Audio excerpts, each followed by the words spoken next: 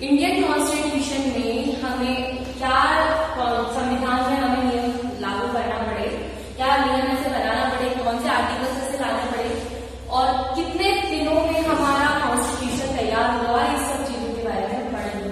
उसके कुछ की फीचर्स दिए हुए जैसे federalism, parliamentary form of government, separation of powers, fundamental rights and secularism. इन सब की स्टडी भी हम इसमें ही करेंगे।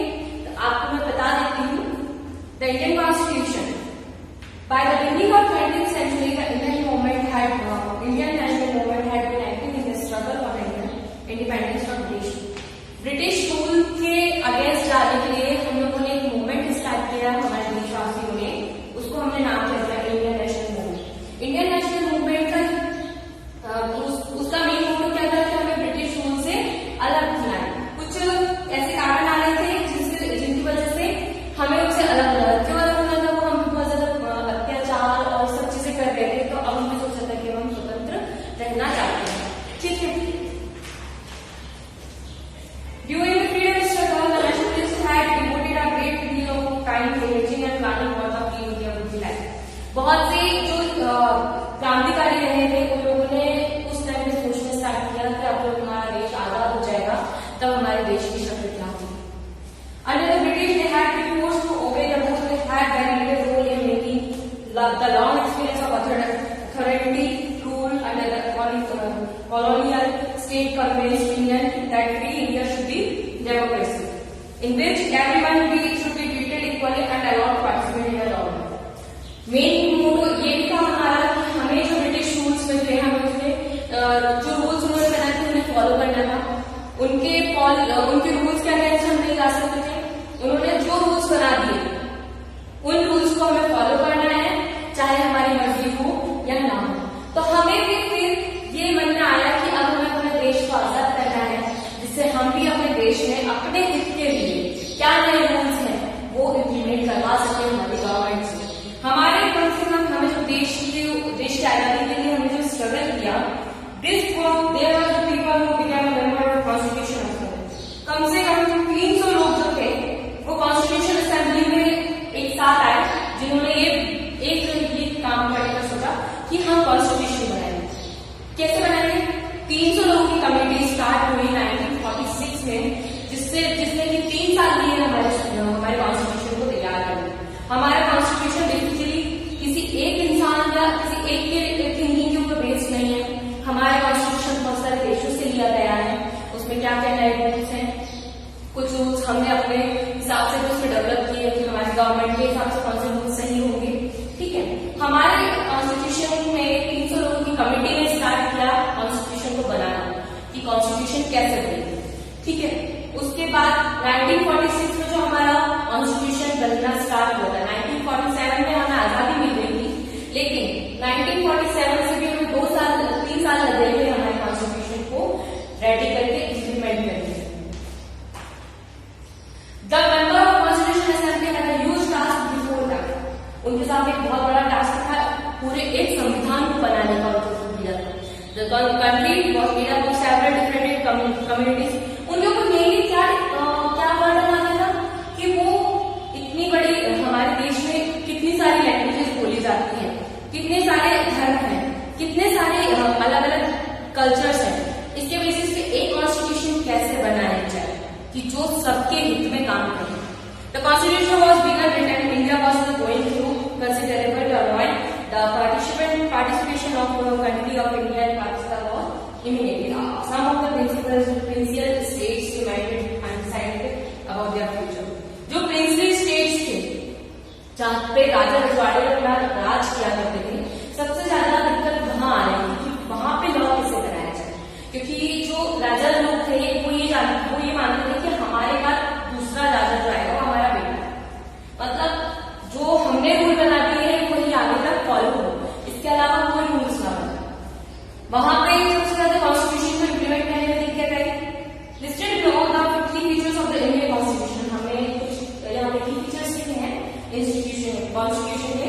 By reading these keep in mind above mentioned concern of diversity, unity, social economic reform, representation that the authors of this document were grappling with, try and understand the ways in which they try to balance these concerns with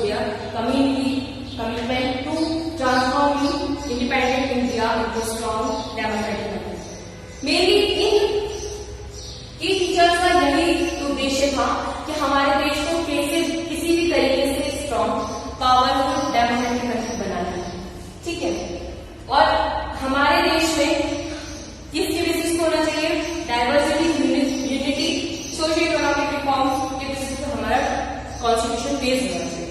सबसे first है federalism.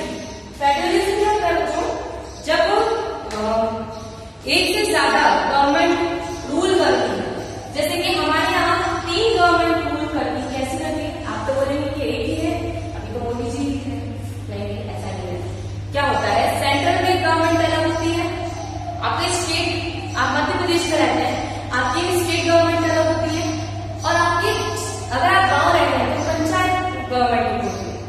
तीनों के rules अलग अलग होते हैं, तीनों rules कहीं ना कहीं फॉलो कॉन्स्टिट्यूशन के ही कर रहे हैं, लेकिन अपने अपने वे में करते हैं। ठीक है, पंचायत रूल्स अलग होते हैं, वैसे ही स्टेट रूल्स कुछ अलग होते हैं, और आपका सेंट्रल रूल्स कुछ अलग होते हैं। तो ये रूल्स को मानने के लिए the vast number of communities in India mean that the system of government needed to be diverse that did not involve only the person sitting in the capital city of New Delhi and making decisions for everyone. ऐसा नहीं है कि जो central में बैठा हुआ है, मतलब central government in the sense हमारा दिल्ली या फिर जहाँ पर बड़े संसद वगैरह काम करती है, तो वहां पे जिस किसी ने लॉ बोल दिया कि ये मानना चाहिए तो वही पूरी कंट्री में होगा, ऐसा नहीं है। स्टेट गवर्नमेंट की भी ऑर्डर्स हम लोग फॉलो करते हैं, हम जिला पंचायत में हमारे क्या नए लॉज आ रहे हैं उन्हें भी फॉलो करना पड़ता है। तो the constitution contain state that details issues that each tribe of also specifies that each type of government can get the state are not merely against of the federal government but through their authority from the constitution as well. All persons in India governed by law and policies made by the each of these levels of government. हमें as a citizen सारे laws को follow करने पड़ते हैं। क्यों? क्योंकि हम हमारे देश का नियम कानून को मानना है, और उसे मानने के लिए हमें ये रूल्स रेगुलेशंस फॉलो करने पड़ेंगे, अदरवाइज हमारे कॉन्स्टिट्यूशन का कोई मतलब नहीं बचेगा। Next is parliamentary form of government.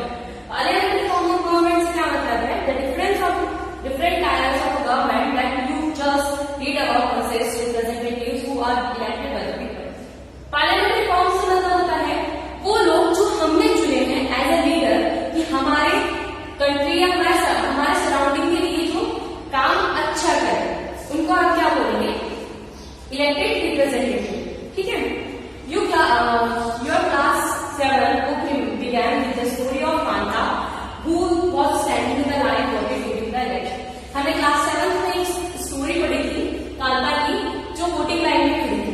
उसमें कॉन्स्टिट्यूशन भी बताया गया था कि कॉन्स्टिट्यूशन फ्रेंचाइजी से काम नहीं करती है, कॉन्स्टिट्यूशन यूनिवर्सल एडेड सफरेज भी काम करता है हर सिटीजन के लिए।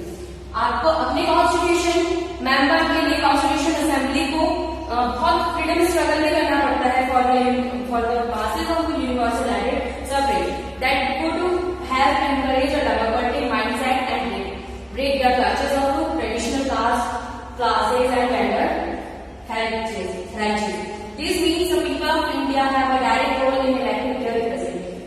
By voting हम क्या जानते हैं? हमारे पास ये अधिकार है कि हम अपने रिप्रेजेंटेटिव को चुन सकते हैं। उससे हमारे जो हमें नीड है, काम की जरूरत है, तो हमें ये काम करवाना है, हमारे सभी के लिए अच्छा होगा, हम उसे बता सकते हैं, वो आगे फॉलो करवाएगा। तो पार्लियामेंट्री फॉर्म क्या हो जाएगा गवर्नमेंट का? ये यही कि लोगों के हित में जो लोगों द्वारा चुना गया है लीडर है वो क्या काम करता है। ठीक है, the mean that the people of India have direct role in electing their representative. Also every citizen of the country irrespective of his or her social background can also contest in the elections. These representatives are accountable to the people. You will read more about whether आप आगे के chapters में और इसके बारे में पढ़ेंगे कि पार्लियामेंट्री फॉर्म क्या होता है गवर्नमेंट का। ठीक है, अभी से कितना जानना है कि वो लीडर जिसे हमने चुना है हमारी सोसाइटी के लिए। ठीक है, सेपरेशन ऑफ पावर को कैसे बांटा जाए? According to the constitution there was 3 organs of government. मतलब आप अगर कोई अपराध करते तो आप कौन सी श्रेणी में आओगे? अगर आप कुछ काम करते तो कौन सी श्रेणी में आओगे? या आप कोई लीडर हो तो कौन सी श्रेणी में आओगे? इसके बेसिस पे हमने पावर्स को सेपरेट किया। ठीक है, मेनली 3 टाइप के सेपरेशन हम यहाँ पे देखते हैं।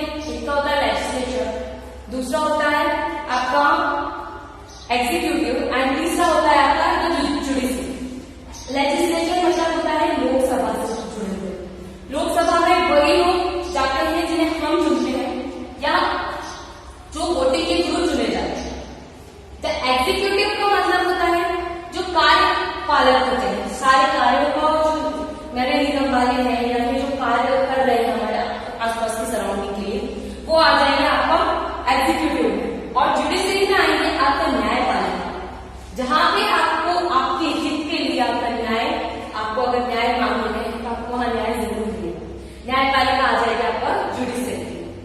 तो judiciary of which of will more आप आगे इसको और पढ़ेंगे। Constitution says that each of this organ should exercise different powers. हर तीनों जुडिशरी आपका एग्जीक्यूटिव और लेजिस्लेचर तीनों के पावर्स डिफरेंट है, तीनों का वर्क भी डिफरेंट है। एक वर्क करता है किसी के न्याय के लिए तो दूसरा किसी के कार्य के लिए, और एक वर्क कर रहा है आपका एज अ लोकसभा मेंबर। ठीक है, तो तीनों के वर्क अलग अलग है, तीनों की पावर अलग है। But the government this ensure that the balance of power between all. लेकिन गवर्नमेंट ये मानती है, हमारा कॉन्स्टिट्यूशन ये मानता है कि तीनों में पावर्स में कहीं ना कहीं डिफरेंस नहीं होना चाहिए, सब एक समान होना चाहिए। फंडामेंटल राइट्स, बच्चों फंडामेंटल राइट्स आपका सबसे इंपॉर्टेंट टॉपिक है इस चैप्टर का। आगे भी आपको फंडामेंटल राइट्स पढ़ने को मिलेंगे। मेनली फंडामेंटल राइट्स आपके कितने होते हैं? फंडामेंटल राइट्स आपके 6 होते हैं।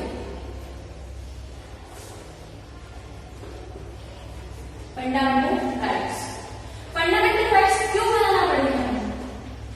हमारे यहाँ एक्चुअली कास्ट डिस्क्रिमिनेशन या फिर रिलीजियस डिस्क्रिमिनेशन इतना काम कर रहा है कि जिसकी वजह से हमें फंडामेंटल राइट्स हमारे कॉन्स्टिट्यूशन में हमें असेंबल करना है। डॉक्टर भीमराव अम्बेडकर जी जो है उन्होंने मेजोरिटी और माइनॉरिटी को खत्म करने के लिए ये राइट्स हैं जो बनाए हैं। आपको मैं सबके नाम लिखा देती हूँ। राइट टू इक्वालिटी,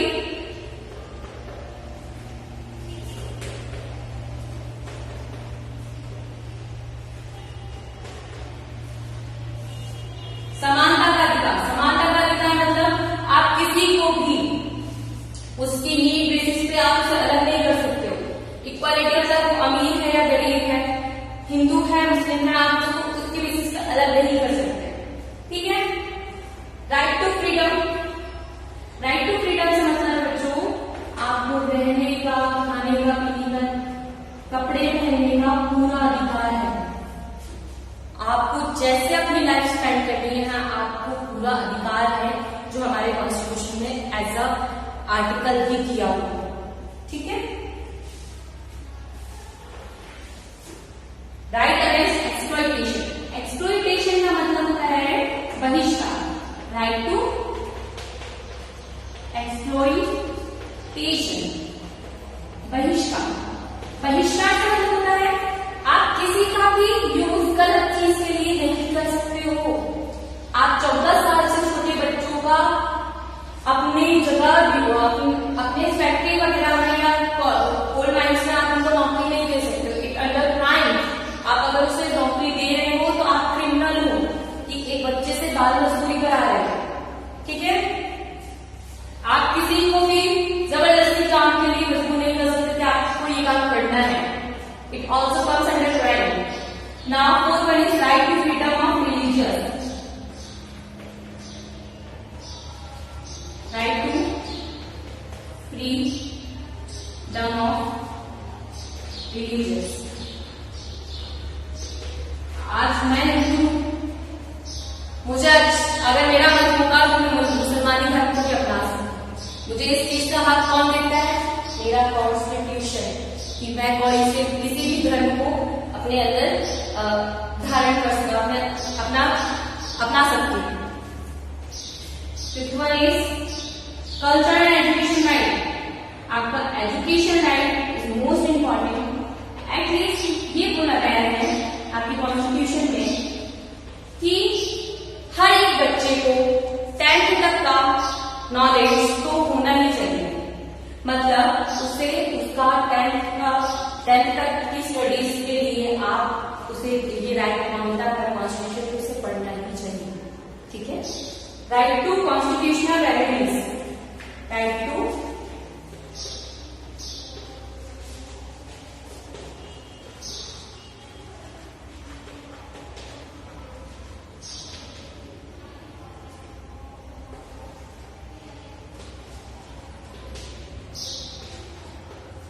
इसका मतलब है this allows citizen to move the forward if they believe that any of their fundamental rights have been violated by the state. आप किसी भी लॉ के लिए और फंडामेंटल लॉ में अगर आपको लगता है कि फंडामेंटल राइट्स जो है वो सही नहीं है और आपको इसके लिए गवर्नमेंट के पास मूव करना चाहिए, तो ये आपका राइट है कि आप वहां जाके गवर्नमेंट को बोल सकते हो, आप कोर्ट में इसके लिए अप्लाई कर सकते हो कि आपको ये लॉ सही नहीं लग रहा। अब बच्चों लास्ट है आपका सेक्युलरिज्म। सेक्युलरिज्म से मतलब है a secular state in which the state does not officially promote and show one religion as the state religion। आप किसी भी स्टेट में कोई भी रिलीजन के बेसिस पे एक स्टेट नहीं बना सकते हो। इसका सेक्युलरिज्म का मतलब ये है आप वहां पे जो भी लोग हैं जिस धर्म को मान रहे हैं, जिस कल्चर को मान रहे हैं, वो कल्चर को फॉलो करें। जैसे कि हम गेम भी मानते हैं, गेम में अगर नियम बदल देते हैं तो वो गेम भी पूरा चेंज हो जाता है। ऐसा ही आप सेक्युलरिज्म से मतलब है कि आप किसी भी स्टेट के लिए उसको एक रिलीजियस के बेसिस पे अलग नहीं कर सकते। तो बच्चों सिर्फ इस चैप्टर में यही था कि आपके फंडामेंटल राइट्स क्या होंगे, कॉन्स्टिट्यूशन क्या होगा, कॉन्स्टिट्यूशन में हमें क्या क्या चीजें दी है जिससे हम आगे जिसकी हेल्प से हम आगे सर्वाइव कर पाएंगे। तो ये यहाँ पे आपका चैप्टर फिनिश होता है। मैं चैप्टर नंबर 1 के आपको क्वेश्चन आंसर्स की पीडीएफ दूंगी। आपको क्वेश्चन आंसर्स के लिए सोशल की 3 कॉपीज बनानी है, एक कॉपी में आपको सिविक्स का लिखना है। Okay students, thank you.